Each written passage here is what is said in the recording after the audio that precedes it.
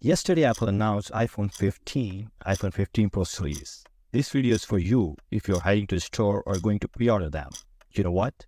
I didn't think I was going to be that excited about it, but there are a few key things that I'm kind of looking forward into it.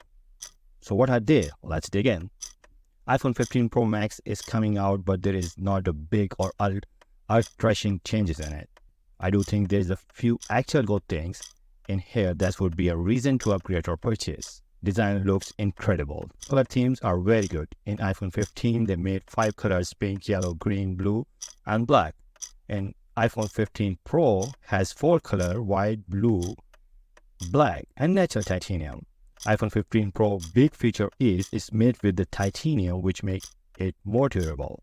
Yes, it does have a 15 Pro chip, which you can expect in the new device because they already made A16 last year.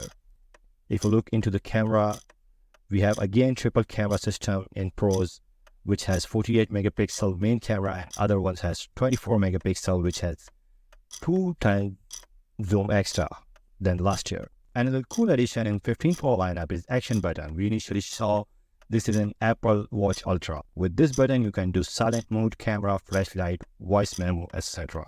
The other really big change they call Gigablast your Gigbits, which will do up to 20 times faster file transfer from your phone to device. Also, iPhone 15 series has USB-C charging port, which I mentioned in my last video.